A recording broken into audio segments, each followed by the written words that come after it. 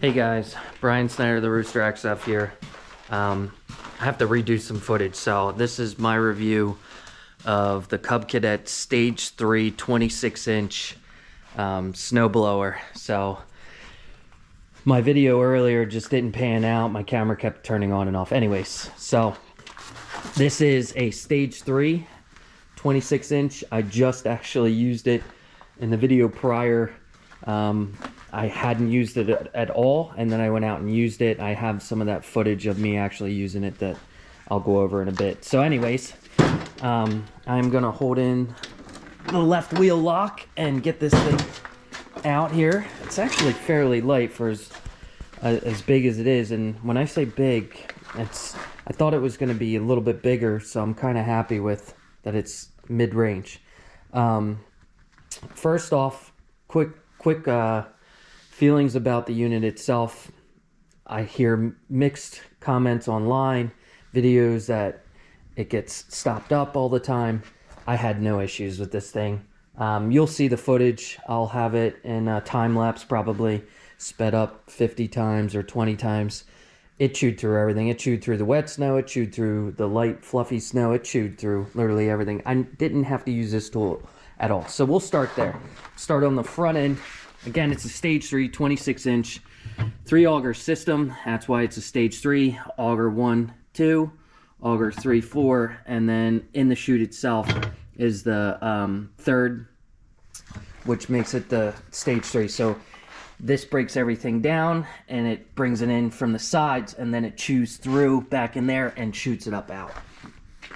If you get a clog, you can break out the pool, go down and in, obviously make sure that the unit isn't running, and you can dig out your clog. I didn't have to do that at all. It ran as advertised.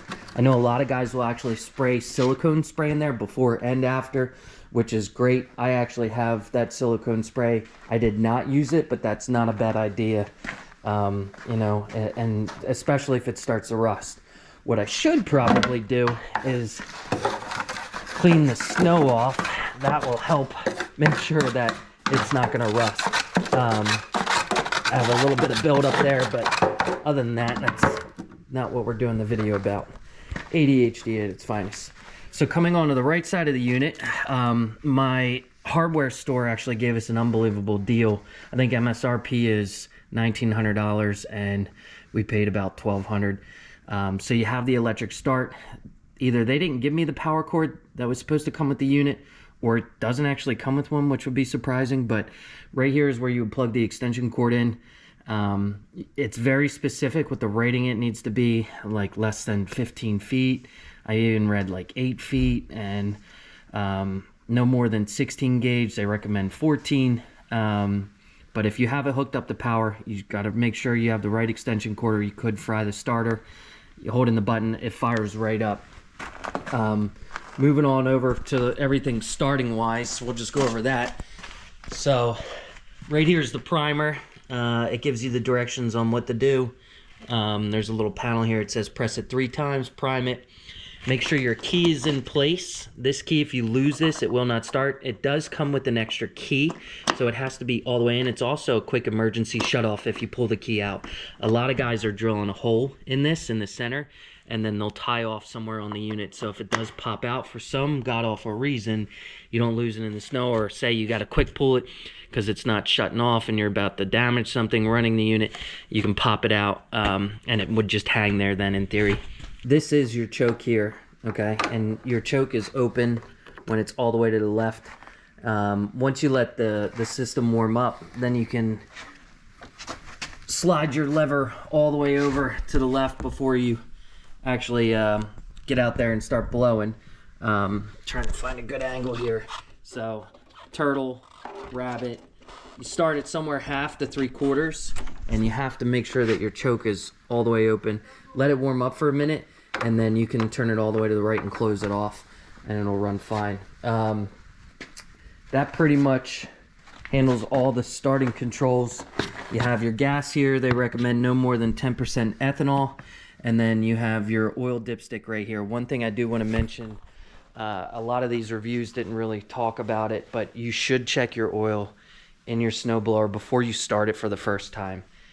It should be at the proper level cold.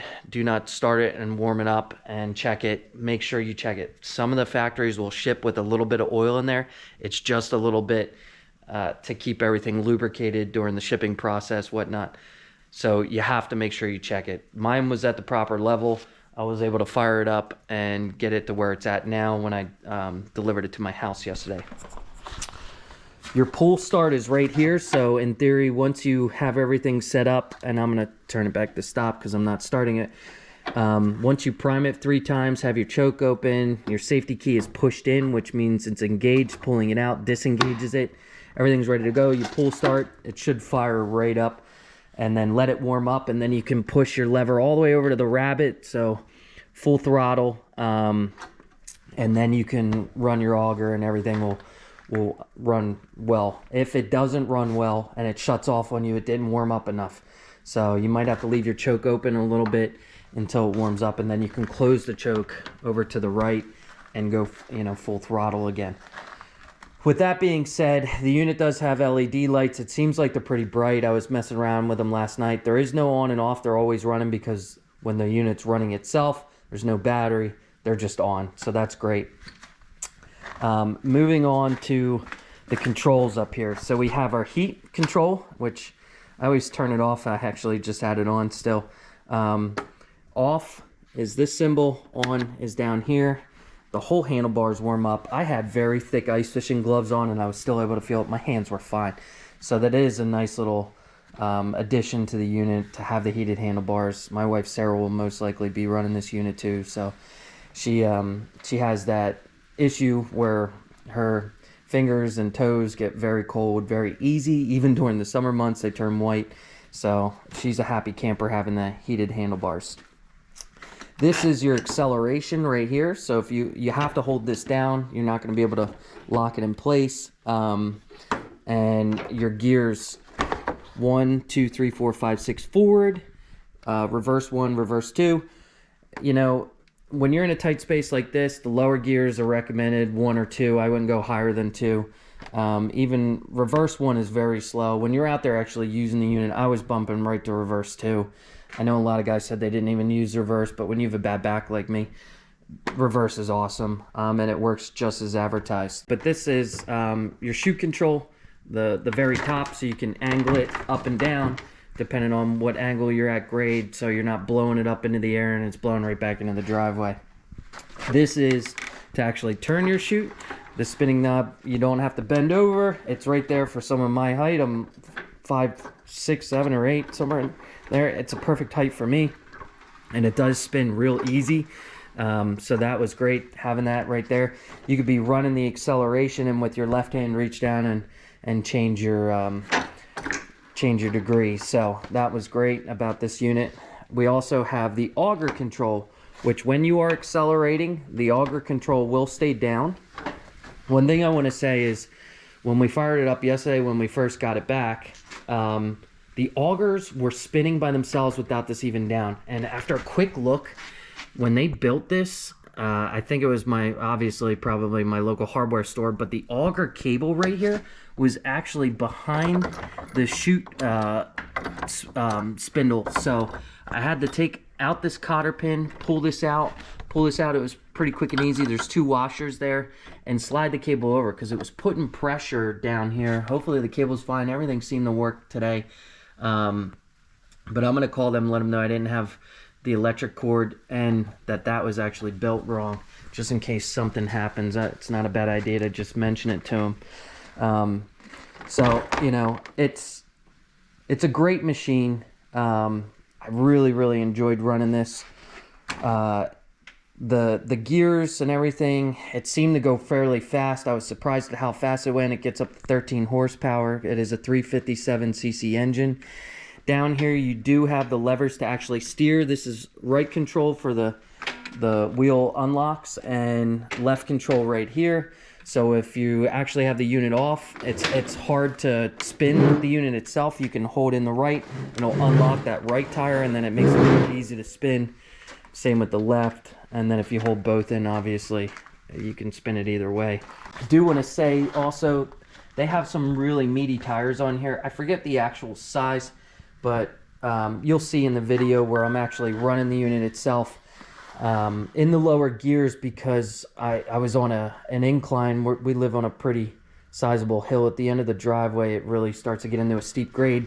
I had to put it into a higher gear just to get through the heavy snow, but it really did well. It does come with extra parts. It comes with the extra key, like I had mentioned. It also comes with extra shear pins. I believe it's 3 different shear pins. You have to look at your parts list, but it comes with the silver one here for the front auger. This is the one that's going to go first. So it does also come with the cotter pins. Shear pin there, shear pin here, and then further in the back, there's a shear pin, same as this one. Not a bad idea to get shear pins online. It comes with 3, but you know what? On Amazon, you can get a 20 pack for like $17. So I bit the bullet and got all 3 types, and I spent like 60 bucks. So not bad, about $1 a shear pin, and they also come with the cotter pins. Overall, again, very happy with this unit.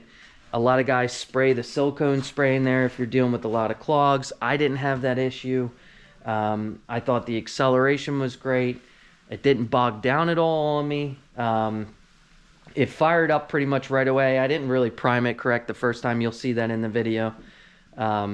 Sarah's gonna love using this unit. My brother-in-law came out and was kind of following me around for a little bit, but I didn't give it up. I did my driveway. I also did part of my neighbor's that was already plowed, just to give her a little bit of extra space, because there was nowhere to push her snow plowing it. So the guy that plowed it for her tried to do his best, and I just gave her a little bit more room. I was very happy to be able to run this unit. So for $1,200, I didn't really think I was gonna go Cub Cadet, but not a bad idea. If you got the money, you know, stage 3 isn't too crazy. For all you snow lovers that live in the snow states, stage 3 is probably what you're looking for. You can get away with stage 2, but having the stage 3, I don't know if you can hear it in the video right now, but it is sleeting. So having that 3rd stage to help, you know, chew up that ice and spit it out is great. One last thing I forgot to mention, there is a drain plug actually on the unit itself. I think this is the drain plug here. That might be the factory drain plug. And then this is the other drain plug, or the fill plug. This might be the factory here. Anyways, very happy with the purchase. Sarah can't wait to run it. It's still pretty bad out there. We're gonna end up needing the snow blow again. So if you're thinking about it, just do it. I have no complaints.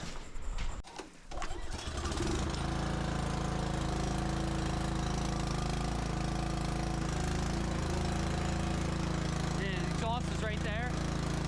Yeah, that's what I thought. Okay. I just didn't want it near Sarah's car.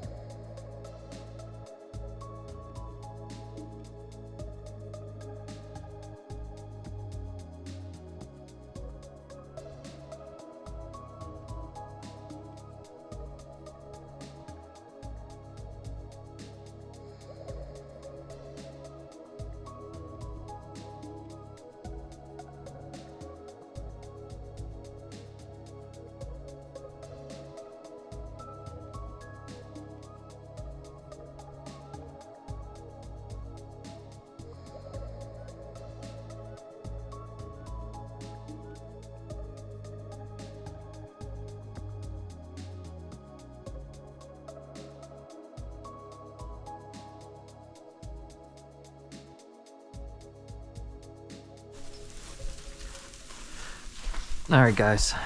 So we're starting to get dark out here. I just wanted to show you the startup process on this mower. So I'm gonna take the throttle and I'm gonna put it halfway to 3/4 of the way. Make sure the key is all the way engaged. And I'm using my phone light because it's real low light. So this is your key. I'm gonna pop that all the way in. I'm gonna prime it. 1, 2, 3. Okay. This is your choke. You want your choke all the way to the left. And just so you guys can kind of see what I'm dealing with here, I'm in the garage, but so there it is there all the way to the left.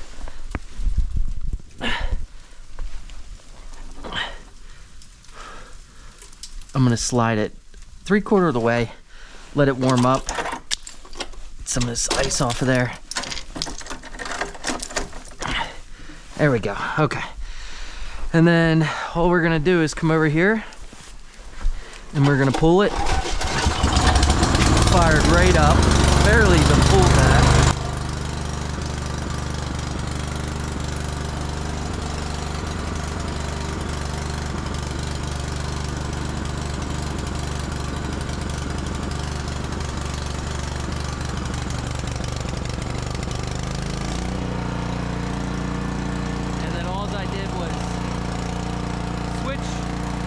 Choke over to open, or close rather, and I just throttled all the way up. We're gonna give this a minute. I wanted to show you guys the LED light and a better viewpoint. I didn't realize, but my camera was zoomed in, so we're gonna shoot this snow over into the yard. Do gear 1.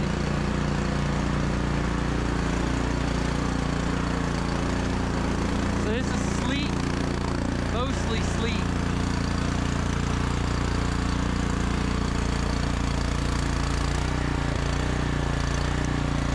Reverse. I've got my hand warmers on. First gear.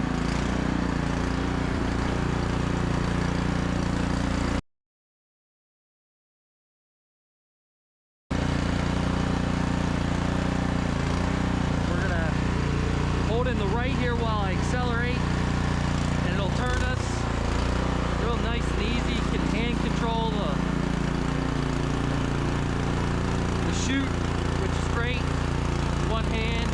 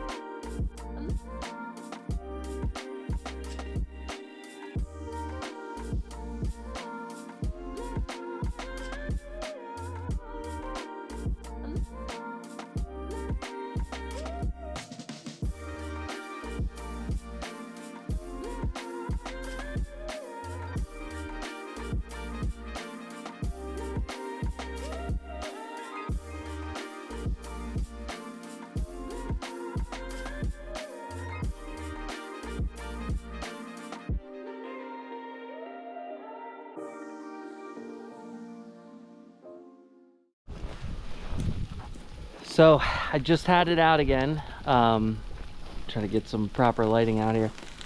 And I'm pleasantly surprised. I think a lot of people have clogging and jamming issues in the snowblower itself, depending on how fast they're going and how light of snow it is. It does seem to struggle a little bit with light snow, but it's freezing rain. We probably have like 2 or 3 inches of sleet, and then it's a changeover to freezing rain right now. And it just started freezing rain, so luckily I came out here right at the right time. But I ran it in second gear or first gear, and we have a very long driveway. Obviously it is asphalt, and it seemed to get all the way down to the asphalt. That stage 3 auger bit right there in the front, and I'll show you guys here so you know exactly what I'm talking about. But this bit right here in the front, if you're going slow, it really seems to do well at making sure that it's shooting that light snow out. These bits and the bottom itself are scraping. It's already getting covered again, but we were scraped all the way down the blacktop here, and it was throwing it just fine. So I didn't spray it with silicone like a lot of guys say they have to do. I'm going to clean it up a little bit before I drag it back in the garage, but overall I'm fairly happy. You know, with all the comments people were saying that they were having issues, I didn't see any of that. You know, maybe I'm one of the lucky ones, but you know, only time will tell. Again, this is my first day out with this machine. We had every kind of snow imaginable: light snow, heavy snow, frozen snow. We had sleet. We're just now getting the freezing rain, and very little accumulation. The second time I was out, it was only 2 inches, and it did well. I just buzzed the whole driveway, did my neighbor's driveway all in one shot. Figured why not. So anyways, I hope you guys liked the video. Please like, share, subscribe, comment if you have any questions, and I'll try to answer it as soon as I get time. Good luck to all you guys still out there ice fishing. We'll see you then.